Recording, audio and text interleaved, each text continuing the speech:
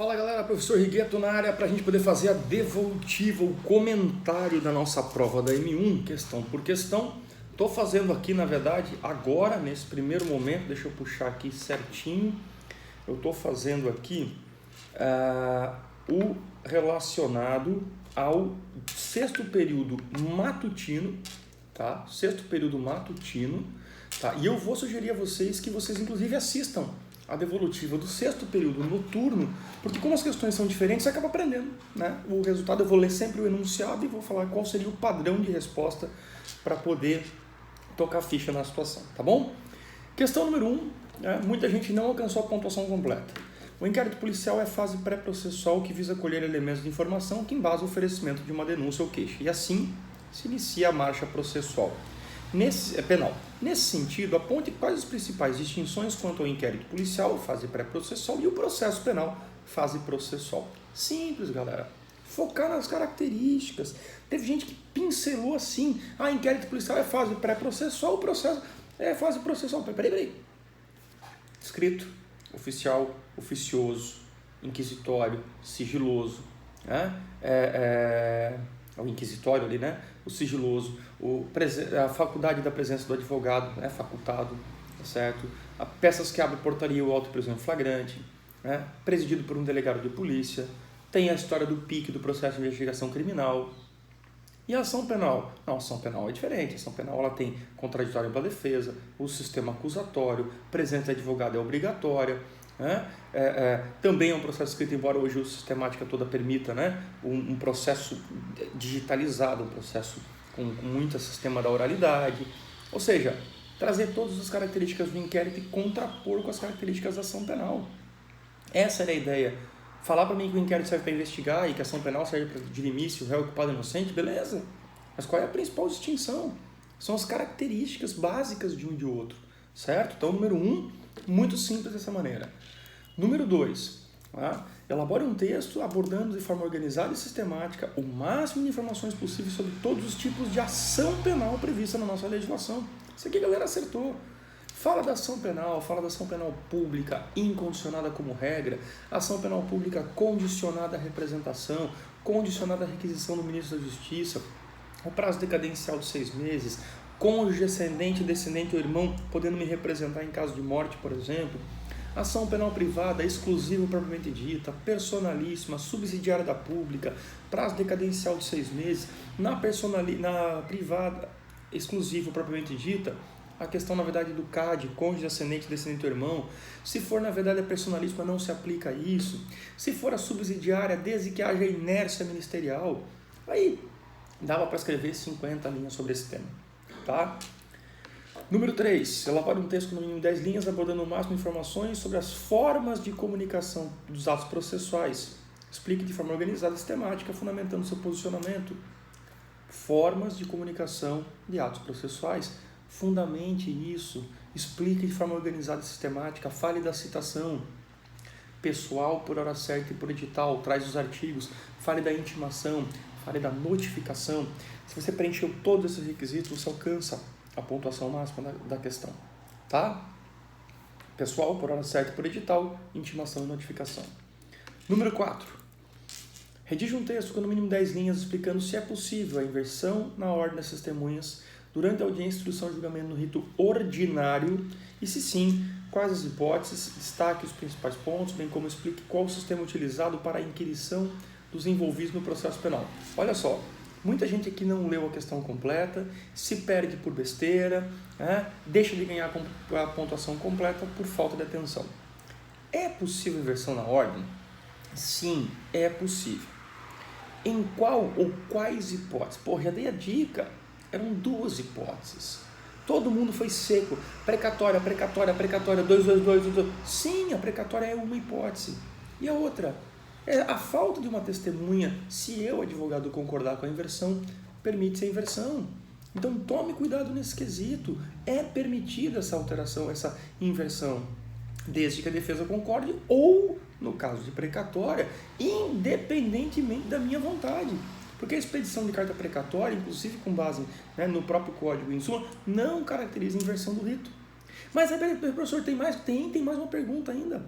destaque os principais pontos, bem como explique qual o sistema utilizado para inquirição. Eu não perguntei qual era a ordem.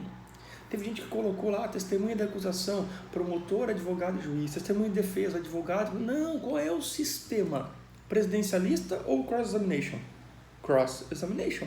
Sistema cross-examination. Perguntas diretas para a parte. Essa é a regra do sistema processual brasileiro, de acordo com a questão número 4. Fechou? Dava para ganhar a pontuação cheia. A galera só se perdeu um pouquinho aí nesse quesito. Questão número 5. Quais as 5 diferenças entre o rito comum ordinário e o rito sumário, fundamento indicando o artigo? Esse aqui eu pontuei para a grande maioria que indicou 4, né? Porque eu mesmo disse na aula que eu faria uma distinção em 5 para ficar realmente bem destrinchado. Mas quais são as 5 diferenças? Está na nossa aula do YouTube, está na nossa aula de revisão feita no Blackboard e assim por diante. Testemunhas, teve gente que colocou só o sumário. Não, eu perguntei qual é a diferença entre o ordinário e o sumário. Você tinha que colocar os dois. Ordinário, 8 testemunhas na denúncia. Sumário, 5 testemunhas na denúncia. Ordinário, 8 testemunhas na resposta à acusação. Sumário, 5 testemunhas na resposta à acusação. Ordinário, audiência, instrução e julgamento em 60 dias. Sumário, audiência, instrução e julgamento em 30 dias. Ordinário, diligências. Sumário, não tem diligências. Ordinário, alegações finais orais ou por memoriais. Alegações finais somente orais. Tá vendo? As 5 fundamentadas. Acabou. Não tem segredo. Tá? Tranquilo. Dá para fechar as 5 hipóteses na questão número 5 da nossa prova do 6º período A matutino. Questão número 6. Diferencie, através de um texto de no mínimo 10 linhas, todos os institutos despenalizadores previstos na Lei 9.099, indicando cabimento, momento processual aplicado e consequências. Pessoal, quem transcreveu o artigo, desculpa, mas eu não sei se eu pontuei até errado, que era para zerar. Transcreveu o artigo, eu transcrevo também. Copio e colo do Google lá, o 74, o 76 e o 89.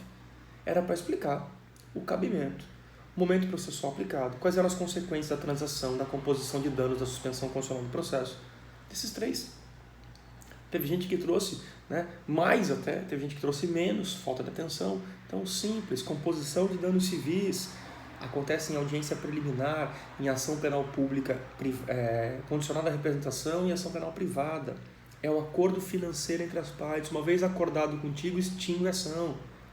Rigueto, transação penal cabe na pública incondicionada e na condicionada à representação quando há representação. É uma faculdade do promotor? Não, é um direito subjetivo do réu. Cabe na ação penal privada desde que haja, na queixa-crime, que haja interesse do querelante e é possível propor. E a suspensão do processo? Completamente diferente. Cabe junto com o oferecimento da denúncia para todo crime com pena mínima igual ou inferior a 1 ano. Prazo de período de prova de 2 a 4 anos. Preencher quais requisitos? Proibição de frequentar determinados lugares, proibição de sair da comarca sem autorização do juiz, reparação do dano e assinatura mensal obrigatória do fórum. Cumprir, extinguir a punibilidade. Então dava para desenvolver 50 linhas, não só 10. Tá? Questão número 7. Dentre os procedimentos comum e especial, explique de forma fundamentada como um operador do direito sabe qual rito processual será aplicado para determinado crime. Não esqueça a fundamentação legal. Simples. Nossa primeira aula. Aquela primeira aula que eu perguntei para vocês qual era a diferença de processo e procedimento, eu expliquei como identificar os ritos. Eu falei que existiam os ritos comuns e os especiais e expliquei como identificar os ritos. Como se identifica o rito? Pena máxima de até 2 anos. Sumaríssimo. Ultrapassou 2 anos, tem rito especial? Aplica o especial. Não tem? Terceira regra. Superior a 2 e inferior a 4? Sumário.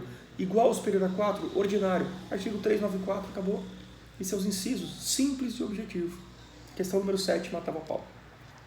Questão número 8. No rito comum, sumário não traz em seu bojo e sua estrutura a possibilidade de diligências, tal qual o artigo 402 do CPP. Traz no rito ordinário. Bem como a apresentação das alegações finais somente na modalidade oral.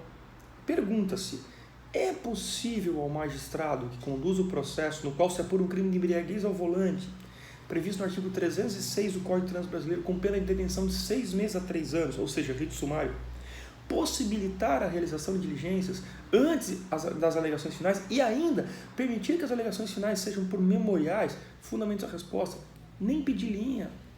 A resposta era sim, basta utilizar o rito ordinário como subsidiário.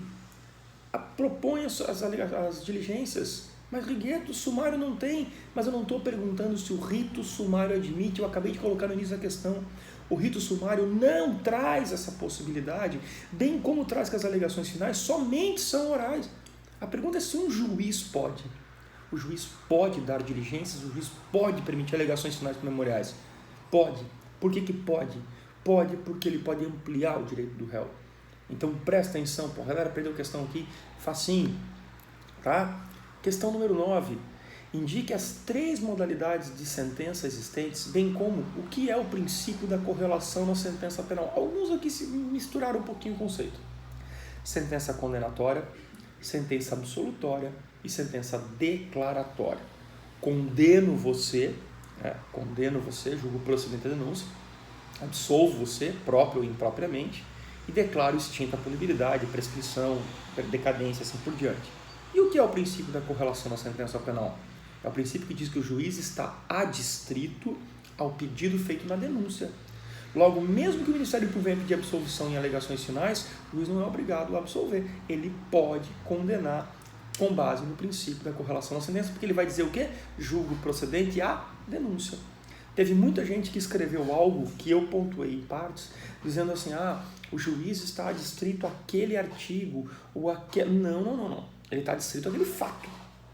Tanto ele pode mudar o artigo que existem os elementos chamados emendatio libelli e mutatio libelli. Tá? Então presta atenção nesse quesito para vocês não errarem lá na frente. E a última questão, repito, assisto do noturno também porque tem questões diferentes e vale a pena. Né? Todo crime que deixar vestígio se torna imprescindível a realização do exame de corpo de delito. Artigo 158. Diante dessa afirmação, redige um texto com no mínimo 5 linhas, explicando o que é o exame de corpo de delito, em que ele é feito, quem o faz ou pode fazer e o que pode suprir a sua ausência. O exame de corpo de delito, né, é um exame feito, é um exame pericial, feito na pessoa ou na coisa. Quem faz é um perito oficial e na ausência dele 2 pessoas idôneas com curso superior de preferência na área, certo? E na sua ausência só a prova testemunhal pode supri-lo, ou seja, a confissão não é suficiente. Beleza? Fechamos aqui a nossa prova devolutiva da nossa prova do 6º período matutino. Acompanhe o noturno, que é válido, porque tem questões diferentes, e em breve, com a prorrogação aí do nosso cronograma, vou mandar mais vídeos para vocês, para a gente poder estar distribuindo. E acompanhe, nossas lives aí, com certeza. Um abraço.